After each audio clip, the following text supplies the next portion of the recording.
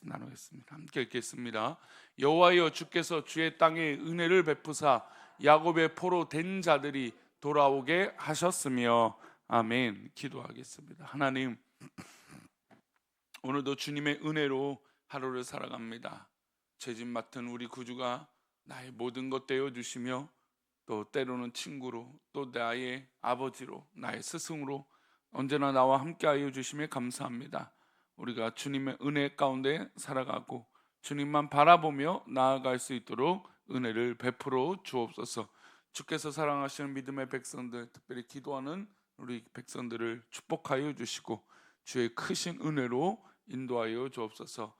환절기고 또 찬바람이 불 때입니다. 우리 귀한 성도들의 건강을 지켜주시고 주님의 크신 은혜로 인도하여 주옵소서. 이 시간 1,000번제로 드려진 예물들이 있습니다. 또 범사에 감사하여 드려진 예물을 기뻐 받아 주옵시고 말씀을 나눌 때에 우리와 함께하여 주옵소서. 감사하고 거룩하신 예수 그리스도 이름으로 기도 올리옵나이다. 아멘. 인생을 살다 보면 어떤 경험들을 하게 되냐면 터닝 포인트라는 것이 있습니다. 그러니까 삶의 변화를 크게 일으켰던 점이죠. 예를 들어서 공부에 관심이 없던 사람이 나 이제 공부 좀 해야겠다. 아니면 책을 읽지 않던 사람이 나는 좀 책을 읽어봐야겠다. 뭐 이런 변화도 있고, 또 큰 변화는 뭐 사랑하는 사람을 만난 것이 뭐 터닝 포인트일 수도 있고, 또 무엇보다 믿음의 사람은 어떤 생활을 시작했을 때가 터닝 포인트일까요? 당연히 믿음의 삶을 시작하고 예수님을 나의 구주로 영접한 그때가 바로 우리 인생의 터닝 포인트라고 할 수 있을 것입니다. 또 반대로 부정적인 터닝 포인트가 있을 수도 있죠. 아이들은 아니면 때로는 뭐 이 많은 사람들이나 아니면 잘못된 친구를 사귀어서 잘못된 길을 걸어가거나 나쁜 행동을 배우게 된다거나 뭐 그런 이 나쁜 행동의 터닝 포인트가 있을 수도 있어요. 최근에 이제 러닝 하는 사람들이 많아졌어요. 뭐 보면 막 이렇게 한강이나 이렇게 공원을 가면 무리를 지어서 달리기를 같이 하는 모습. 저는 맨 처음에 참 건강하다. 뭐 달리기, 뭐 등산도 그렇고 하는데 이게 좀 너무 지나치다 보니까 이제 그 지자체마다 이제 이 많은 사람, 뭐 4명 이상, 6명 이상 뛰어다니지 말아라. 뭐 이런 이제 공지가 올라온다고 해요. 왜냐하면 이제 너무 많은 사람들이 뛰다 보니까 막 길을 막거나 아니면 소음을 일으키거나 이제 그런 것이 좋지 못한다 해서 이제 반대하는 경우도 있다고 합니다. 어쨌든 이렇게 좋은 것으로 시작했지만 또 반대로 잘못된 길을 선택하고 아니면 잘못된 군중 심리로 인해서 또 이 잘못된 모습이 우리 가운데 드러나기도 합니다.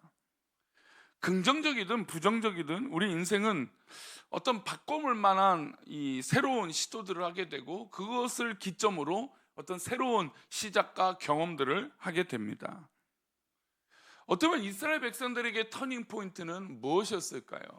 오늘 본문이 되는 시편 이 85편은 이제 포로였다가 이제 포로를 이제 끝내고 귀환하는 사람들의 고백이 담겨 있는 것이 바로 이 시편 85편입니다. 그러니까 이 시편의 배경을 본다면 이들의 터닝 포인트는 무엇일까요? 지금 포로로 귀환해서 돌아오는 것일까요? 아니면 포로로 잡혀갔을 때였을까요? 오늘 본문에서 이야기하는 이 터닝 포인트는 하나님 말씀에 순종하지 않아서 이들이 포로가 됐고 나라가 망하고 성전이 무너지고 이제 우리가 포로 삶을 살았을 때 오히려 그때를 터닝 포인트라고 이야기하고 있습니다. 왜 그럴까요? 오늘 본문을 보면서 어떤 의미인지 한번 보겠습니다. 우리 1절 말씀 다시 볼까요? 여호와여, 주께서 주의 땅에 은혜를 베푸사 야곱의 포로된 자들이 돌아오게 하셨으며. 지금 은혜의 때를 얘기를 하고 있습니다. 그 은혜의 때는 지금 야곱의 포로된 자들이 돌아오게 됐다. 이때가 참 은혜의 때고 하나님께 은혜를 받은 복된 때다. 그렇죠? 축제의 때죠. 아무래도 포로 기한을 마치고 돌아갈 때니 아마 얼마나 기뻤겠습니까? 포로로 된 지 70년 만에 이제 하나님께서 약속하신 그때가 되어서 이제 포로 귀환하게 되고 하나님께 감사의 노래를 하고 있는 것이죠. 그리고 2절 3절은 그것을 담습니다. 함께 읽겠습니다. 주의 백성의 죄악을 사하시고 그들의 모든 죄를 덮으셨나이다. 주의 모든 분노를 거두시며 주의 진노를 돌이키셨나이다.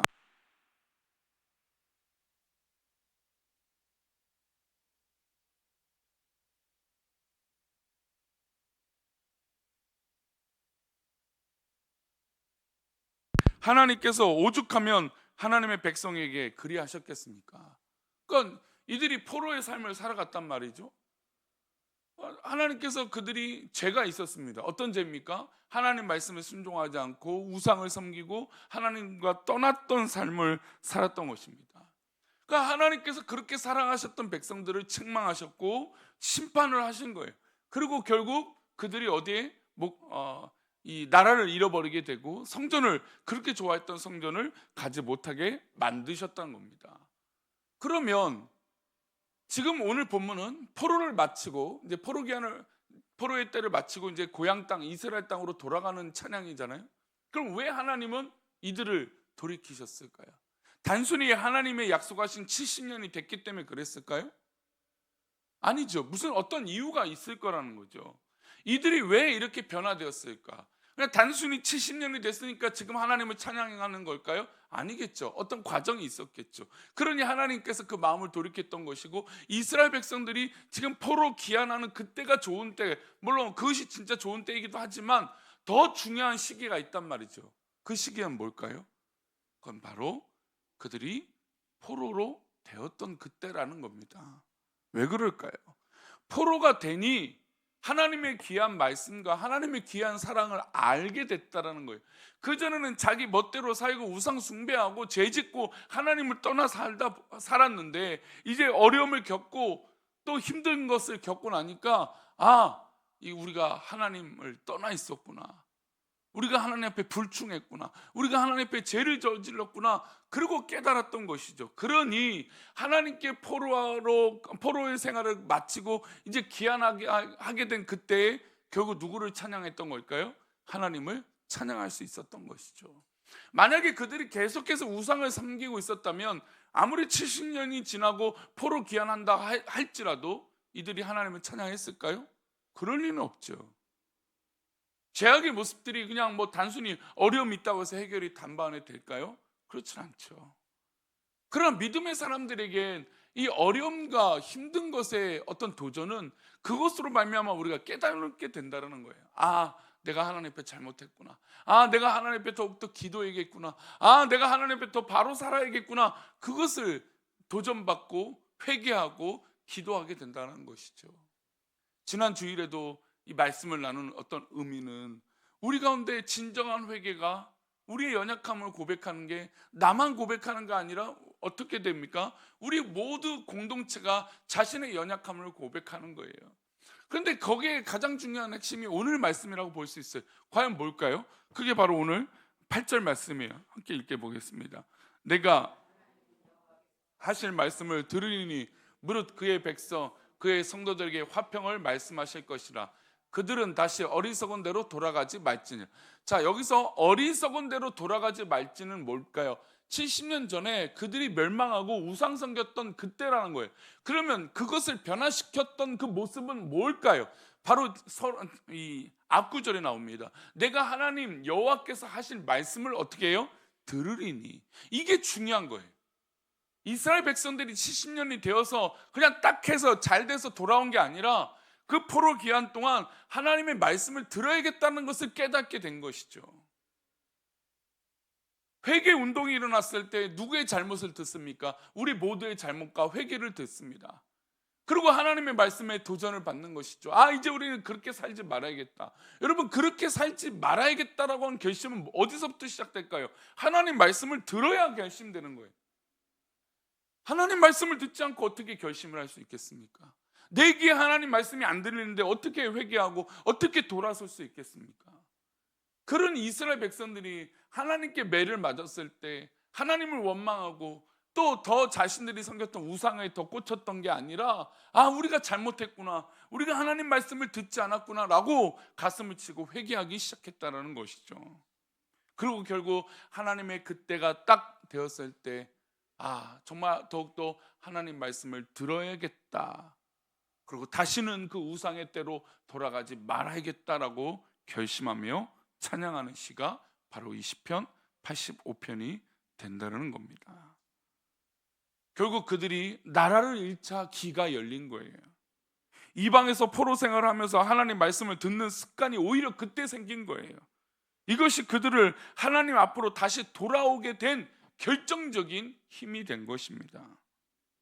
하나님은 이것을 어떻게 보면 오랫동안 기다리고 계신 것이에요. 우리 성도들에게 팔 벌려 기다리고 계신 그 이유는 우리 성도들이 길을 열어 하나님 말씀을 듣기를 기다리고 계신다는 거죠. 그렇다면 우리가 정말로 하나님 말씀을 들을 준비가 되고 듣고자 한다면 하나님은 이미 우리에게 은혜를 베푸실 준비가 되어 계신다는 것입니다.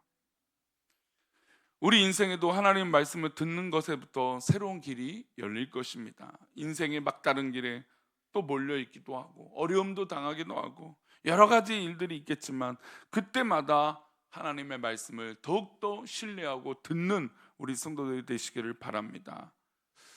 솔로몬이 그가 그 인생을 앞과 뒤, 그러니까 정말 축복을 받은 때와 망하는 길을 선택했던 그 길은 바로 하나님 말씀을 들었던 지혜로운 그때와 하나님 말씀을 듣지 않았던, 그리고 이방 여인에 둘러싸였던, 우상에 둘러싸였던 그 말을 듣기 시작한 것으로 나뉘어질 수 있다라는 거죠.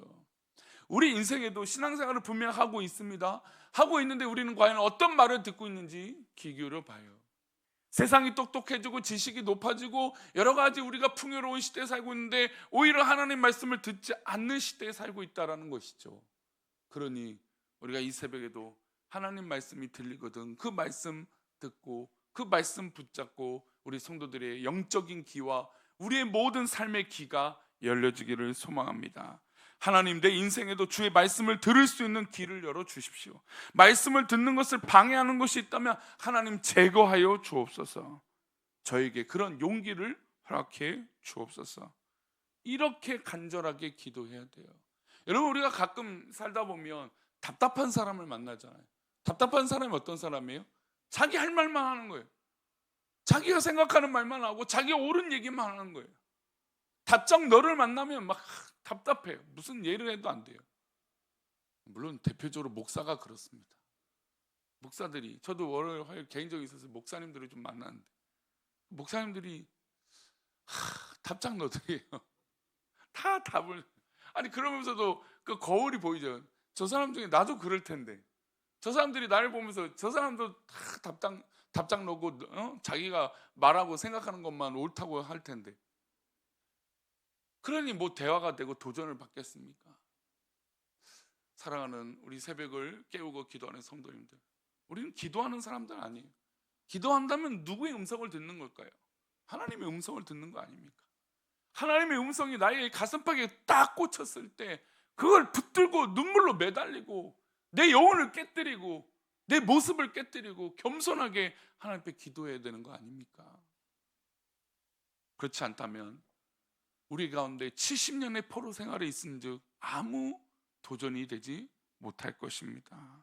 어떠한 큰 복도 오히려 우리에겐 독이 되는 것이죠. 그러니 우리 성도님들, 이 새벽에 이스라엘 백성들의 그 긴 포로 생활의 종지부를 찍듯이 우리 성도들의 귀가 열려 영적인 교만의 종지부가 꽂히기를 소망합니다. 그리고 하나님의 말씀을 들음으로 우리 성도들이 영원히 살아나고 하나님 기뻐하시는 것으로 채워지고 그래서 풍요롭게 기도하는 그런 놀라운 은혜가 우리 모두에게 있기를 축원합니다.